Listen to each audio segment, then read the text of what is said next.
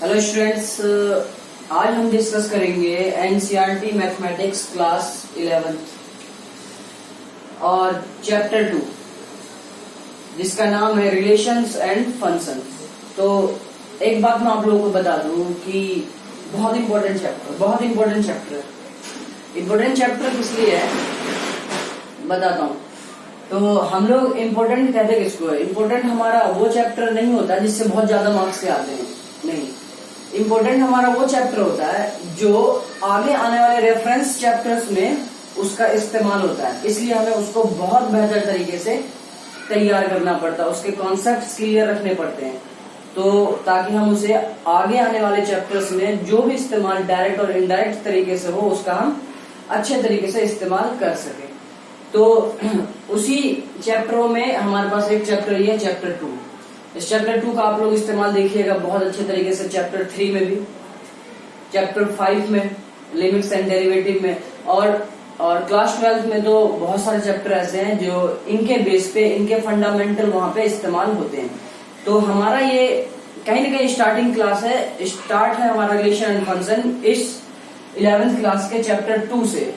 तो यहाँ पे हमें जो पढ़ना, फंडामेंटल पढ़ना है, इसका फंडामेंटल, कोई एडवांस लेवल नहीं, हमें इस लेवल पे तैयार करना है इसको, ताकि हम चीजों को समझ भी लें और हमारे सारे कॉन्सेप्ट इसके क्लियर भी हो जाए और हम आगे की चीजों को समझने के लिए इसका इस्तेमाल भी कर सके। तो हम लोग स्टार्ट करते हैं, अपने काम को शुरू करते हैं और बहुत बेहतर तरीके से समझेंगे, सिर्फ समझना है। उसके बाद एक्सरसाइज क्वेश्चंस में आप लोग खुद अपने आप को चेक कर लीजिएगा, जजमेंट अपने आप को खुद दे दीजिएगा कि आप चीजों को समझ के कितना इस्तेमाल कर पाए। ठीक है, तो हमारे पास है रिलेशन एंड फंक्शन। तो रिलेशन एंड फंक्शन, तो पहले क्या हुआ करता था ना कि दोनों अलग अलग चैप्टर्स थे, अब दोनों को एक कंबाइंड में कर दिया गया, दोनों कंबाइंड में हमारे पास एनसीईआरटी मैथमेटिक्स में है। बट आप अगर कोई दूसरी बुक देखिएगा, जैसे आर डी शर्मा देखिएगा, तो उसमें भी आप लोगों को अलग अलग चैप्टर्स के नाम से मिलेगा ही। तो सबसे पहले हम जानेंगे रिलेशन क्या है। रिलेशन आप लोग बढ़िया से समझ जाते हैं तो रिलेशन का ही एक part, a little part of a relation is called function. हम कह सकते हैं कि फंक्शन डिपेंड ऑन रिलेशन, तो रिलेशन पर ही हमारा क्या है, फंक्शन डिपेंड करता है। तो हम लोग स्टार्ट करते हैं रिलेशन को अच्छे से समझने के लिए क्या क्या एक्सरसाइज हम जो बात करेंगे अभी, सिर्फ एक्सरसाइज 2.1 में जिसका इस्तेमाल हो रहा है, जिस वर्ड का इस्तेमाल होगा और जिस वर्ड के इस्तेमाल से हम एक्सरसाइज के क्वेश्चंस कर सकेंगे, वही हम यहाँ पे बहुत अच्छे तरीके से एक्सप्लेन करके समझ रहे होंगे। ठीक है, तो एक्सरसाइज बाय एक्सरसाइज चीजों को हम लोग इस्तेमाल करते रहेंगे। तो रिलेशन को समझने से पहले हमें सबसे पहले ये जानना होगा कि कार्टेशियन प्रोडक्ट क्या है। क्या कार्टेशियन प्रोडक्ट क्या है? तो मैं इसकी बात अगर आपको बताऊं, कार्टेशियन प्रोडक्ट, कार्टेशियन प्लेन हमने पढ़ा है, 9th में भी देखा, 10th में भी देखा, Cartesian plane, X Y plane, Cartesian plane है ना। अब क्या है कार्टेशियन प्रोडक्ट, तो बहुत ध्यान से समझिएगा चीजों को। और उससे पहले हमें एक और वर्ड इंट्रोड्यूस करना होगा, क्या? Ordered pair. क्या है ऑर्डर? बात अगर मैं करूं तो ऑर्डर्ड पेयर कोई नई बात नहीं है, ध्यान से सुनिएगा। ऑर्डर्ड पेयर कोई नई बात नहीं है। हम लोग क्या करते हैं ना, चीजों को रिलेट नहीं करते, रिलेट करेंगे चीजें समझ में आएंगी बहुत बेहतर तरीके से। इसके बारे में ज्यादा कुछ नहीं जानना, बस इतना सा हमें ध्यान में रखना है कि ऑर्डर्ड पेयर, पेयर मतलब इसका एक साफ साफ मतलब है कि इसमें कितने, पेयर का मतलब क्या है, 2 ऑब्जेक्ट्स।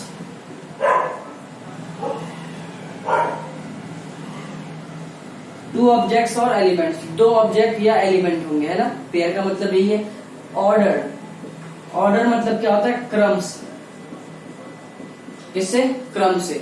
जैसे हम असेंडिंग ऑर्डर पढ़ते हैं, डिसेंडिंग ऑर्डर पढ़ते हैं, तो हम क्या कहते हैं, असेंडिंग मतलब तो बढ़ते हुए चीजें बढ़ते हुए क्रम में रखो, तो हम वैसे ही तो करते हैं। ऑर्डर पेयर, तो ऑर्डर मतलब क्रम से 2 ऑब्जेक्ट, किसी 2 ऑब्जेक्ट को हम एक क्रम से एक ऑर्डर में रखेंगे तो उसी का नाम हमें क्या पड़ता है, ऑर्डर पेयर होता है। इतनी सी बात हम लोग ध्यान रखेंगे, लिखेंगे कि an order pair, an ordered pair consist कितने कंसिस्ट, 2 टू ऑब्जेक्ट्स और एलिमेंट्स, टू ऑब्जेक्ट्स और elements in given fixed order, इस पे फिक्स्ड ऑर्डर पे।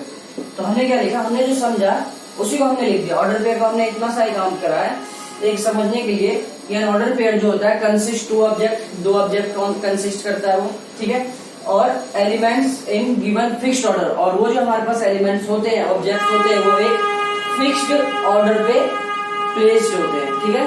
तो ये बात आप लोगों को समझ में आ गई। तो हम लोग स्टार्ट करते हैं चीजों को समझना, चलते हैं अपने कार्टेशियन प्रोडक्ट पे। कार्टेशियन प्रोडक्ट क्या होता है? तो कार्टेशियन प्रोडक्ट बहुत ध्यान से पहले हम समझेंगे कार्टेशियन प्रोडक्ट है क्या। कोई बड़ी चीज नहीं है, लेकिन हम फिर भी पहले समझेंगे, उसके बाद डेफिनेशन की बात करेंगे। हम लोग एग्जांपल ले लेते हैं, समझते हैं, कार्टेशियन प्रोडक्ट की तरफ हम आएंगे, देखेंगे क्या है। तो हमने एक सेट ले लिया कि 2, 4, 6 एंड अनदर एक फाइनाइट सेट ले लिया 2 और 1, ठीक है। हमने दो फाइनाइट सेट ले लिया, ठीक है। इसको हम डेफिनेशन से रिलेट करेंगे, पहले हम समझ जाते हैं क्या है, ठीक है। तो जनरली हम लोग क्या करते हैं कि denoted by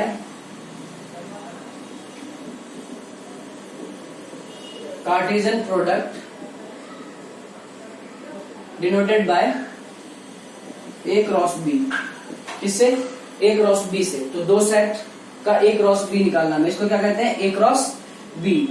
A cross B equal to multiplication का साइन है ना। तो कैसे करेंगे, ध्यान से सुनिएगा, कुछ नहीं करना हमें अगर बेहतर तरीके से समझना चीजों को, तो इसको क्या करते हैं, ए क्रॉस बी का हम ऐसे दो बॉक्स बना लेते हैं, ठीक है। 2, 4, 6 और 1, 2 ले लीजिए आप, या 2, 1 ले लीजिए, कोई फर्क नहीं पड़ता है, ठीक है, क्योंकि सेट के अंदर प्लेस कोई वैरी नहीं करता है। तो आप ध्यान से देखिएगा यहाँ पे 2, 4, 6, तो ये हमारे पास क्या, सब ये इसके साथ रिलेट करेगा, ठीक है। 4 एक बार इसके साथ, एक बार इसके साथ रिलेट करेगा, 6 एक बार इसके साथ और इसके साथ। तो इसका मतलब है कि every element of set A relate to every element of set B. तो ध्यान से देखिएगा, तो और इन्हीं यही तो हमें पेयर लेना है। पेयर तो यहीं से आएगा ना, 2 पहले 1 के साथ, ठीक है, फिर 2 के साथ, ठीक है। अब 2 1 के साथ, 2 के साथ, 4 1 के साथ, 4 2 के साथ, 6 1 के साथ और 6 2 के साथ। तो इतने सारे हमारे पास ऑर्डर्ड पेयर आ गए। क्या आ गए? ऑर्डर पेयर आ गए हैं, ऑर्डर पेयर आ चुके हैं। अच्छा, अब ध्यान से एक बात और देखिएगा कि ऑर्डर पेयर में क्या कह रहा हूं, तो और हमेशा ध्यान रखिएगा एक बात कि जब भी हम कार्टेशियन प्रोडक्ट के ऑर्डर पेयर लिखेंगे सेट के अंदर जब हम ऑर्डर पेयर लिखेंगे, तो ध्यान रखिएगा जो ऑर्डर पेयर में हमारे पास दो ऑब्जेक्ट आएंगे, उसका first element always belongs to first set and second element always belongs to second element. तो ये फर्स्ट एलिमेंट जो है हमारे पास, ये सारे किस में आने चाहिए? सेट ए में। और सेकंड हमारे पास एलिमेंट जो है वो किस में आने चाहिए? किससे आने चाहिए? बी से।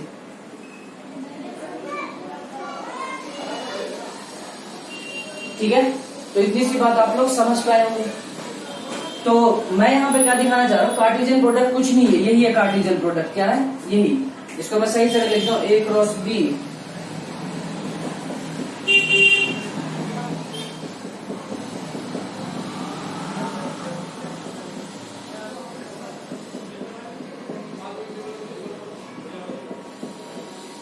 यही है हमारा क्या? Cartesian product. कार्टेशियन प्रोडक्ट हमारा क्या है? यही है।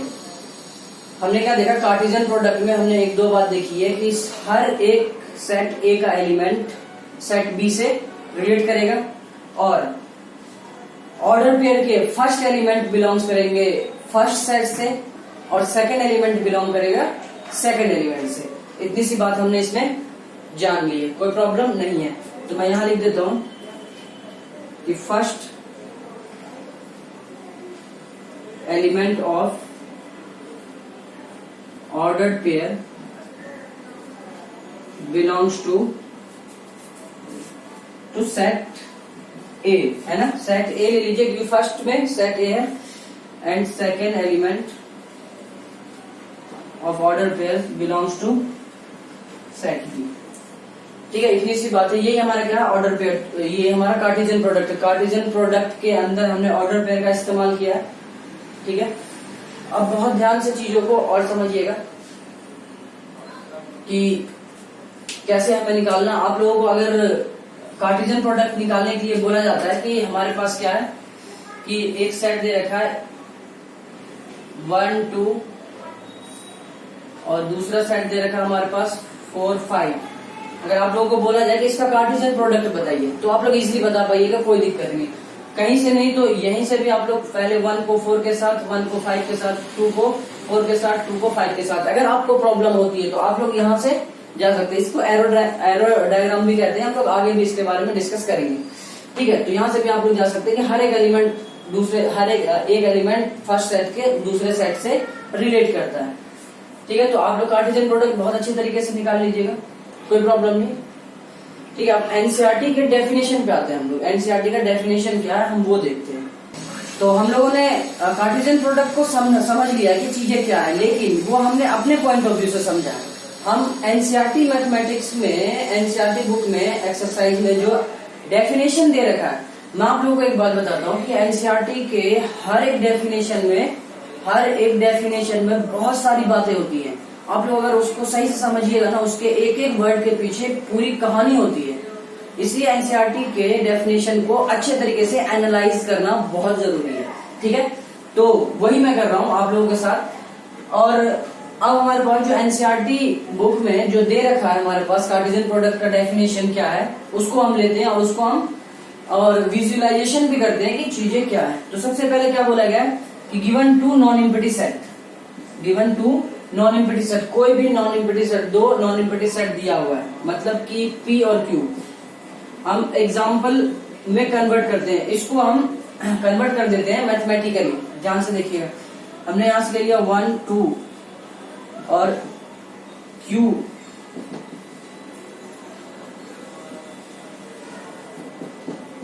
3 5। कोई भी बड़ी बात नहीं इसमें। ठीक है, हमने क्या करा कि नॉन एम्प्टी सेट का मतलब ही है कि नॉन एम्प्टी ना हो, उसमें ऑब्जेक्ट खाली ना हो, है ना। ऑब्जेक्ट होना चाहिए, उसमें कोई ना कोई ऑब्जेक्ट होना चाहिए सेट के अंदर। ठीक है, तो हमने नॉन एम्प्टी सेट ले लिया। ठीक है, आगे चलते हैं। कह रहा था Cartesian product P cross Q, क्या है P cross Q। Cartesian product को किससे डिनोट करते हैं? P क्रॉस Q, है ना, क्रॉस से। ध्यान रखिएगा, क्रॉस से कोई दिक्कत नहीं। ठीक है, हर एक चीज का मतलब है P पहले है तो P, और यहां से एक बात ध्यान रखिएगा कि P क्रॉस Q है। ठीक है, P Q है। अगर हम यहाँ पे Q क्रॉस P लिखे ना, तो वो जो हमारा सेट ऑफ ऑर्डर पेयर बनेगा वो तब चेंज हो जाएगा। ये क्या होगा? इक्वल नहीं होगा। ये और ये बातें इक्वल नहीं होंगी, क्योंकि फर्स्ट एलिमेंट फर्स्ट सेट से, सेकेंड एलिमेंट सेकेंड सेट से। और मैंने आपको ये बात पहले ही बताई है, इसके बारे में भी हम बात करेंगे अभी। तो ध्यान से देखिए, तो क्या करें? P cross Q is set of all ordered pair. Ordered pair कैसे निकालते हैं हम लोग? कैसे निकालते हैं ऑर्डर्ड पेयर? देखते हैं यहां से, ये 1 2, यहाँ पे 3 और 5। हमने छोटे छोटे एग्जांपल ले रहे समझने के लिए, बाकी क्वेश्चंस में तो हम अपने तरीके से अप्लाई करेंगे यही सारे कॉन्सेप्ट। ठीक है, तो एक बार ये इससे रिलेट करेगा, ये इससे रिलेट करेगा। ठीक है, फिर ये एक बार इससे रिलेट करेगा और एक बार इससे रिलेट करेगा। इसका मतलब ये होगा हमारे पास ऑर्डर पेयर क्या बनेंगे? कह रहा है कि set of order pair. Set बोला है इसलिए सेट, ध्यान रखिएगा, सेट अगर बोला है तो हम क्या लगाते हैं? Curly bracket. ठीक है, ऑर्डर पेयर हम कैसे वहां से निकालते हैं? 1 5 1 3 1 5। ठीक है, 2 3 2 5। ये हमारे क्या है? ऑर्डर पेयर है। बोला गया set of all order pairs, सारे ऑर्डर पेयर आ गए। आपको पॉसिबिलिटी नहीं है ऑर्डर पेयर आने की, ठीक है, तो हमने सबको एक दूसरे से रिलेट कर दिया। Of elements from P and Q, P से क्यू, क्या कह रही है, पी से क्यू, पी से क्यू जाना है, क्यू से पी नहीं आना, पी से क्यू बोला उसने, ठीक है। अगर यहाँ पे बोल देता ना कि क्यू से क्यू एंड पी, तो हम लोग क्या कहते चेंज कर सकते थे, ठीक है। 1 3, तो ये हमारे पास क्या है, ऑर्डर पेयर। तो अभी हमने थोड़ी देर पहले जो समझा है, तो यही तो बातें समझी है, ठीक है। हमने क्या देखा यहाँ पे कि ये सारे क्या ऑर्डर पेयर हैं, इसके अंदर आ गया। तो एक बात और मैं पहले बता दूं आप लोगों को कि Q मल्टीप्लाई P अगर मैं यहां से लिखने की कोशिश करूं, Q मल्टीप्लाई P लिखने की कोशिश करता हूं, तो अब हमारे पास क्या होगा, अब क्या होगा, अब क्या होगा, अब होगा हमारे पास 3 5, अब ये इधर आएगा और ये 1 2, अब 3 इससे और इससे रिलेट करेगा, 5 इससे और इससे रिलेट करेगा। तो अब हम एलिमेंट कैसे लिखेंगे, ऑर्डर पेयर कैसे लेंगे, 3 1 3 2 5 1 और 5 2। चेंज है कि नहीं, दोनों में चेंज है कि नहीं, बिल्कुल है। तो यहां से हम लिखेंगे, नोट में हमारे पास एक बात आ चुकी है कि P cross Q never equal Q multiply P। तो एक बात हमें यहां से समझ में आ चुकी है कि P क्रॉस Q और Q क्रॉस P नहीं। कुछ बच्चे क्या करते हैं, मल्टीप्लाई का साइन है, ऐसे करके समझ लेते हैं चीजों को कि 2 मल्टीप्लाई 3 बराबर होता है 3 मल्टीप्लाई 2, ठीक है। ये बात अलग है, ये नंबर्स में है ना। किसी के मन में कंफ्यूजन भी आता होगा कि ये तो क्रॉस है सर, मल्टीप्लाई में है, मल्टीप्लाई तो हम लोग 2 मल्टीप्लाई 3 लिखे या 3 मल्टीप्लाई 2 लिखे, दोनों का रिजल्ट तो एक ही है, दोनों का कंक्लूजन तो एक ही है, लेकिन वो क्या है, नंबर्स है, वो नंबर्स है, ठीक है, नंबर्स है। ये क्या है, सेट है, सेट के अंदर क्या क्या चीजें होंगी, और सेट भी किसका है, ऑर्डर पेयर का। और ऑर्डर पेयर क्या बताता है, ऑर्डर पेयर हमें बताता है कि फर्स्ट एलिमेंट फर्स्ट सेट से और सेकंड एलिमेंट ऑर्डर पेयर का सेकंड सेट से आना चाहिए। तो यहां से देखिए ये 3 और 5 फर्स्ट एलिमेंट फर्स्ट सेट से, और ये 1 और 2 सेकंड एलिमेंट से, ठीक है।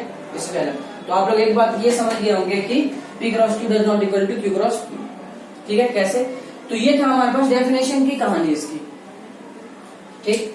अब इसने अपनी तरीके से कैसे किया, हम उस पर भी बात कर लेते हैं। ये तो हमने इसको निकाल लिया, अब इसको मैथमेटिकली हम कैसे लिखेंगे मैं बता देता हूं आप लोगों को। ये एग्जांपल ले लिया था हमने, इसी को हमने विजुअलाइजेशन कर लिया है। अब हम क्या करते हैं, यहां देखिए कि P cross that is P cross Q जो है क्या होंगे, ऑर्डर पेयर होंगे, order pair A, B such that A कहां से आएगा, A belongs to P and B belongs to. इतनी सी बात में कितनी सारी बातें थी हमने देखा। अभी जो हम पीछे बातें कर रहे थे, जितनी भी बातें हमने की, वो सारी बात यहीं से, ये एक लाइन, एक छोटी सी लाइन जो हमारे पास इसके अकॉर्डिंग दी गई है, इसी पे हमने बात की है। तो इसलिए इसको समझने के लिए हमने चीजों को पहले ही तैयार कर लिया कि ऑर्डर पेयर आएंगे, ठीक है। ऑर्डर पेयर का मतलब कि first element first set, second element second set, कोई प्रॉब्लम नहीं होता, ठीक है। अब इसके हम रिमार्क्स की बात कर लेते हैं, ठीक है। हमारे पास कुछ रिमार्क्स, तो इससे पहले हम ये समझ लेते हैं कि एनसीईआरटी में हमारे पास एक समझने का और एक तरीका दे रखा, उसे भी हम समझ लेते हैं, ठीक है। उसे भी हम समझ लेते हैं ग्राफ के थ्रू। तो क्या किया गया, अगर मैं कोई दो सेट लेता हूं, अभी हमने लिया था 1 2 2 और 3 और 5 है ना। हमने दो फाइनाइट सेट लिए थे। अच्छा, वो किस तरीके से समझाना चाह रहा है, वो वर्ड पे काम कर रहा है। ध्यान रखिए, एनसीईआरटी भी वर्ड पे काम करता है। कैसे, कार्टेशियन प्रोडक्ट, कार्टेशियन प्लेन हमने पढ़ा है ना, कार्टेशियन प्लेन आप लोगों को पता होगा। कार्टेशियन प्लेन क्या होता है, एक्स वाई प्लेन है ना। हम रिलेट कर रहे हैं जस्ट, एक्स वाई प्लेन का मतलब नहीं यहाँ पे कुछ भी, लेकिन हम चीजों को रिलेट कर रहे हैं। हाँ, ये तो कार्टेशियन से डिफाइन करते हैं कि हम क्या करते हैं। और एनसीईआरटी वालों ने कैसे समझाया कि एक एक्स, ये एक्स वाई, एक्स को रिप्रेजेंट कर दिया एक सेट को 1 और 2, ठीक है। और वाई एक्सेस पे रिप्रेजेंट कर दिया दूसरे सेट को 3 और 5, ठीक है, बहुत ध्यान से समझिएगा, बिल्कुल भी चीजों को परेशान मत रहिएगा चीजों को लेके, ठीक है। तो यहां से क्या होगा कि ये लाइन हमारे पास, यहां से एक लाइन निकलेगी, यहां से एक लाइन निकली, ठीक है, यहां से ये लाइन निकलेगी, यहां से ये लाइन, ये ग्राफिकली रिप्रेजेंटेशन है, बता, ये दो जगह और दो जगह है, ठीक है। तो इनके कुछ ना कुछ वो होंगे हमारे पास, क्या कोऑर्डिनेट्स होंगे। अच्छा, कोऑर्डिनेट्स क्या होंगे, ये हमारे पास 1 3, क्या है 1 3, अच्छा ये क्या है, ये 1 5, ठीक है, ये क्या होगा 2 3, और ये क्या होगा 2 5। बहुत ध्यान से चीजों को देखिएगा। अब एक्स वाई प्लेन का मतलब नहीं, अगर अभी तो सेट में हमारे पास नंबर हमने लिया, क्या लिया है, नंबर लिया, तो हम इजिली एक्स वाई पे हमने ड्रॉ कर लिया। मान लो कि कुछ हमारे पास एग्जांपल बुक में दे रखा है कि कोई सेट पी हमारे पास है, रेड ब्लू, ठीक है, ग्रीन, और क्यू हमारे पास दे रखा है बंटी, बबली और राजू। सेट हो सकता है ना, बिल्कुल हो सकता है।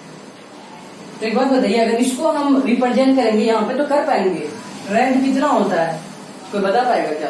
रेड एक्स एक्सेस पे कितने मेजरमेंट का होगा? नहीं, तो इसलिए इसको हम लोग क्या करते हैं, एक्स एक्सेस वाई एक्सेस को डिलीट कर देते हैं, डिलीट क्यों कर देते हैं delete?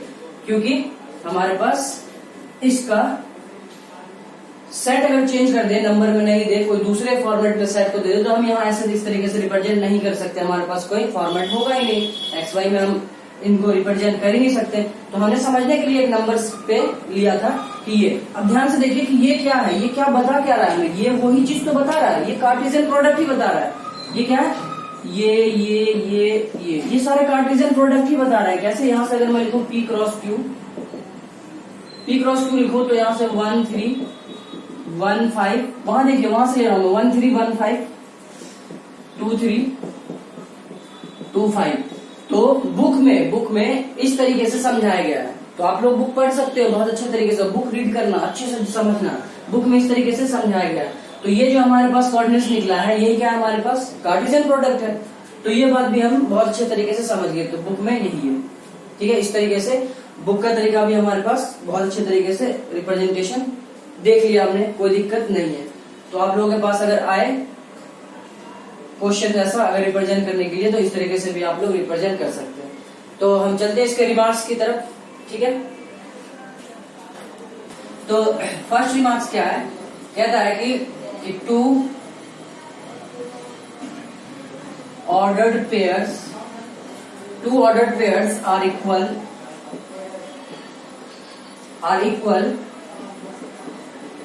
if and only if the corresponding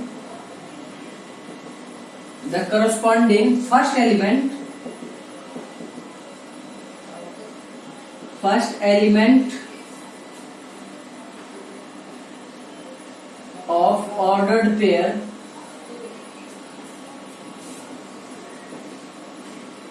pair is equal and second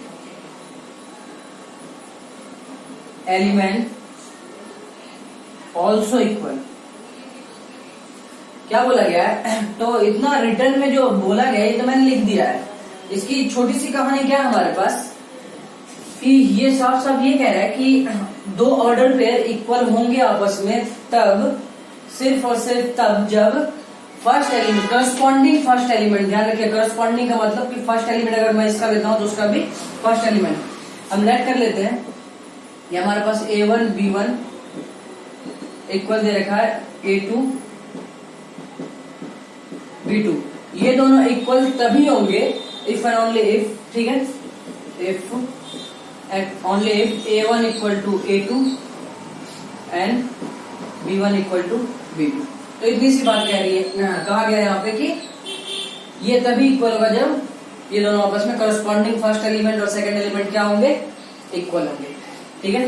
अगर एग्जाम्पल से आप लोग समझना चाहते हो, इसके बेस पे एग्जाम्पल भी हम करेंगे। एग्जाम्पल से आप लोग अगर समझना चाहते हो तो 3a प्लस 2 इक्वल ले लो आप 2a प्लस 3 और b प्लस 2 ये ले लो आप, ठीक है। और ये दोनों क्या है, इक्वल है। ये तभी इक्वल हो सकता है ना जब इसके करस्पॉन्डिंग फर्स्ट, तो 3a plus 2 equal to 2a plus 3, ठीक है। और and 2 equal to b plus 2, तो यहां से आप लोग 3a minus 2a equal to 3 minus 2, तो a इक्वल टू 1। और हम यहाँ पे अगर समझे तो b equal to 0, b equal to 0, a और b की वैल्यू यहाँ से ऐसे करके हम फाइंड कर लेते हैं, ठीक है। तो हम क्वेश्चन में भी देखेंगे। चलते हैं अपने नेक्स्ट रिमार्क पे।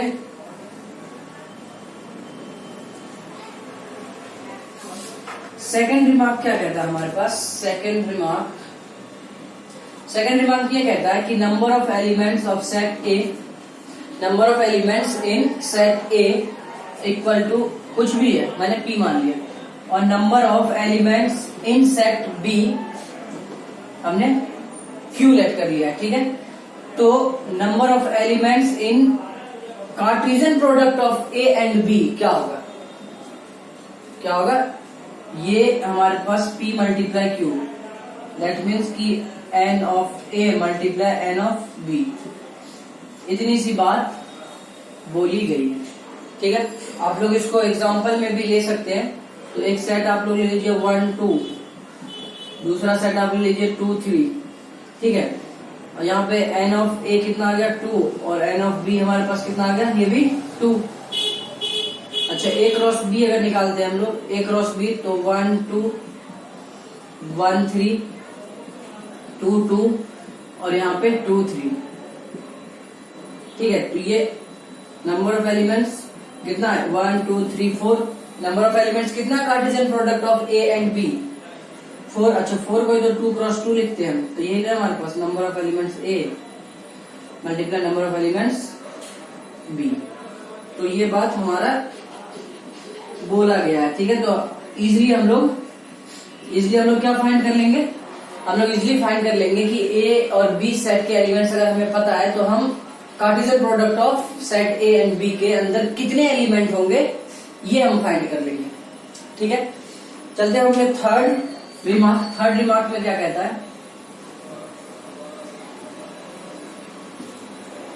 थर्ड रिमार्क में कहता है कि A and B two finite set, बोला गया फाइनाइट सेट है, लेकिन उसने एक कंडीशन दिया, आइदर ए और बी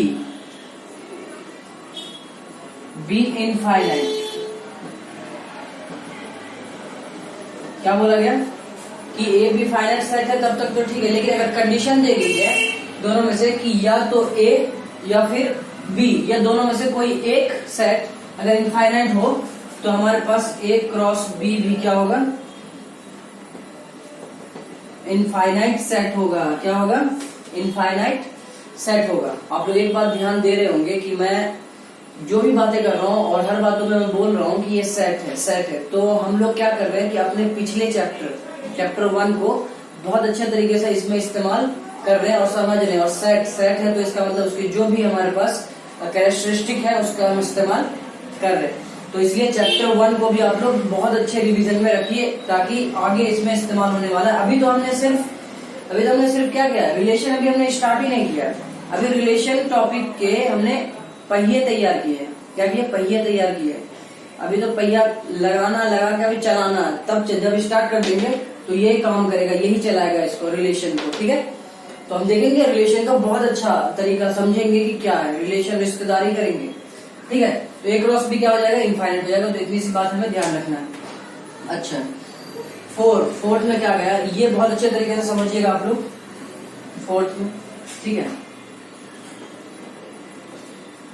फोर्थ में क्या कहा है कि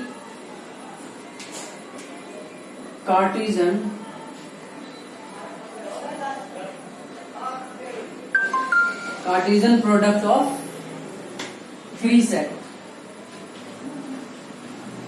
क्या गया, Cartesian product of 3 set. Cartesian product का मतलब बोल दिया गया है कि कोई भी 3 सेट, उसका क्या होगा, क्रॉस क्रॉस क्रॉस, क्रॉस में हमें निकालना है। तो हम लेट कर लेते हैं क्या कि A B and C with 3 finite set. क्या है, फाइनाइट सेट। तो कार्टेशियन प्रोडक्ट क्या होगा, A cross C, A B C such that A belongs to A, B belongs to B and C belongs to C।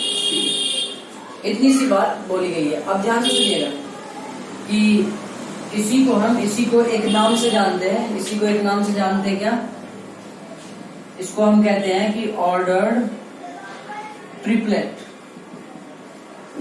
Ordered triplet, कोई बड़ी बात इसने नहीं कही है, बहुत ध्यान से सुनिएगा। हम क्या पढ़ रहे हैं अभी पीछे, ऑर्डर्ड पेयर।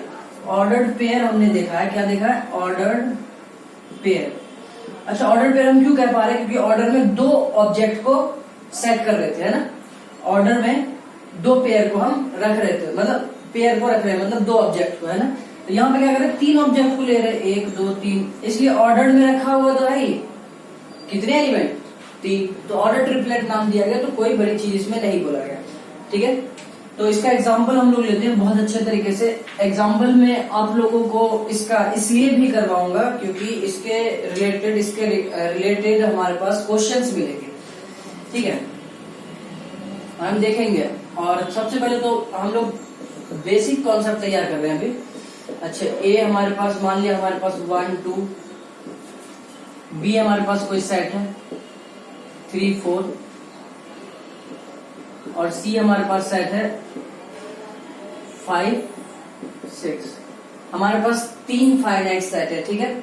इसका अगर बोले कि ऑर्डर ट्रिपलेट निकालो, ठीक है, या तो ए क्रॉस बी कह देता है, फाइंड ए क्रॉस बी क्रॉस सी। बहुत ध्यान से सुनिएगा एक बात, अभी मैं बताने वाला हूँ आगे, लेकिन यहाँ पे भी आप लोगों को बता देता हूँ कि ए क्रॉस बी क्रॉस सी, इसमें 3 सेट को हम एग्जाम्पल ले रहे हैं, लेकिन 2.1 एक्सरसाइज में जो है ना, वो हमें एक ही सेट को 3 बार उसी का कार्टेशियन प्रोडक्ट बोलेगा निकालने के लिए। एक ही सेट देगा हमारे पास, एक ही सेट देगा, जैसे 1 2, और इसी को बोलेगा A cross B, sorry A cross A, या तो आर दे देगा तो सेट आर क्रॉस आर। तो यही मतलब एक ही सेट का कार्टेशियन प्रोडक्ट ऑर्डर ट्रिपलेट हमें निकालने के लिए बोला जाएगा एक्सरसाइज 2.1 में। और हम देखेंगे भी एग्जाम्पल जब हम करेंगे, ठीक है। तो मैं भी अलग अलग लेके आप लोगों को समझा रहा हूँ ताकि वहां पे और प्रॉब्लम ना हो कोई से भी। अच्छा, तो इसको कैसे फाइंड करेंगे देखिएगा। तो सबसे पहले ए क्रॉस बी निकाल लीजिए। ए क्रॉस बी निकालने में कोई बड़ी बात, कोई प्रॉब्लम नहीं। आप लोग अगर कुछ भी प्रॉब्लम होता है तो ऐसे करके बनाए, ऐसे करके तैयार कीजिए, 1 2 3 4, ठीक है। ये ए और ये बी, इसको इससे रिलेट, इसको इससे रिलेट कीजिए, इसको इससे रिलेट, और इसको इससे रिलेट कीजिए, और इजिली आप लोग ऑर्डर पेयर यहाँ पे फाइंड कर सकते हो। 1 3 1 4 2 3 और 2 4। ये आप लोगों का क्या है, ए क्रॉस बी है। इसके ऑर्डर पेयर आ चुके हैं। हमें फाइंड क्या करना है, हमें तो फाइंड ये करना है ए क्रॉस बी क्रॉस सी। अब ये जो है ना, ये एक सेट बन चुका है, ये क्या है, एक सेट बन चुका है, हमने देखा ये रहा। अच्छा, यहाँ पे अगर हमें इसके ऑर्डर ट्रिपलेट निकालने हैं तो मैं क्या करूंगा, ध्यान से सुनिएगा, वही काम करने वाले हैं हम लोग। ये हमारे पास ए क्रॉस बी 1 3 1 4 2 3 2 4, ठीक है। हमने इसके लिख लिए सारे एलिमेंट्स। और सी के एलिमेंट हमारे पास 5 और 6। कुछ नहीं करना, वही काम जो हम करते आ रहे हैं। क्या करना है हमें, इसको इससे, इसको इससे रिलेट कराना, इसको इससे, इसको इससे, इसको इससे, इसको इससे, और इसको इससे, इसको इससे। ये हमारे पास ऑर्डर पेयर होंगे।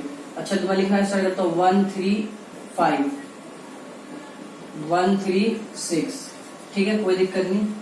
1 4 5 1 4 6, कोई दिक्कत नहीं। 2 3 5 2 3 6। अच्छा, यहाँ पे 2 4 5 और 2 4 6, यही तो आएगा ऑर्डर ट्रिपलेट। देखिए आप वहां से, कोई प्रॉब्लम नहीं, ठीक है। अगर ये बात आ चुकी है तो हम अगर चेक करना चाहते हैं तो नंबर ऑफ एलिमेंट्स है, अभी हमने रिमार्क सेकंड देखा था ना, यहाँ से आप लोग चेक कर लीजिए। एन ऑफ ए हमारे पास कितना है 2, N of B 3, N of C सारे 2-2 एलिमेंट है ना, 2-2 एलिमेंट है। अच्छा तो N of A cross B cross C, इसका मतलब ये हो चुका है कि इसमें कितने एलिमेंट आ गए 1 2 3 4 5 6 7 8 है ना, कितने आ गए 8। इसका मतलब 2 मल्टीप्लाई 2 मल्टीप्लाई 2, इसका मतलब N A multiply N of B multiply N of C. तो ये बात भी आप लोगों को पता चल चुकी होगी कि Cartesian product of order triplet अगर हम फाइंड करते हैं तो उसके अंदर जितने एलिमेंट आएंगे, ठीक है, वो ए बी सी के एलिमेंट्स के क्या होंगे मल्टीपल होंगे। देख लीजिए आप लोगों के सामने है, मल्टीपल होंगे, ठीक है। तो इतनी सी बात आप लोग इसको भी समझ गए होंगे। तो जो Cartesian number of Cartesian product 2 set पे अप्लाइड होता है वही 3 सेट पे भी अप्लाइड होता है, तो कोई दिक्कत नहीं, हमने देख लिया है। तो ये हमारे पास थे 4 रिमार्क्स जो अच्छे थे, क्वेश्चन में इस्तेमाल में होंगे। तो अभी हमें बहुत अच्छे से और हमें पढ़ना, अभी तो हमने एक बेसिक फाउंडेशन तैयार किया। अभी एग्जांपल्स के अच्छे एग्जांपल्स देखेंगे बुक्स के, ठीक है, उसे समझेंगे। उसके बाद हमारे पास आएगा एक्सरसाइज। मतलब कहने का ओवरऑल ये है कि इस चैप्टर को जितनी आराम से आप लोग समझिएगा, जितना क्लियरिटी रहेगी, आप लोग उतना ही सरवाइव कीजिएगा आगे के चैप्टर्स को लेके, ठीक है। तो इसलिए मैंने स्टार्टिंग में आप लोगों को कहा था कि ये इंपॉर्टेंट इसलिए जाना जाता है कि ये फाउंडेशन है, ये बेसिक है किसी दूसरे चैप्टर्स को डील करने के लिए। तो ये चीजें ताकि वहां पे आप लोग परेशान ना हो, इसलिए यहाँ पे चीजों को क्लियर करते हुए चलते हैं, ठीक है। तो आप लोग इतनी सी बात समझ पाए होंगे। तो हम आज के लिए इतना ही, नेक्स्ट आप लोग इसे तैयार कीजिए। तब तक के लिए अपना ख्याल रखें। Bye bye, take care.